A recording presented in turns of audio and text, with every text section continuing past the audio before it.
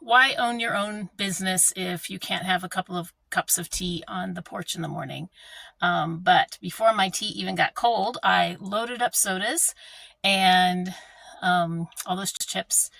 And now I'm going to head over to do a little mini fill for one of my customers. And but I got to get going because I got something fun to do today and I don't want to be late.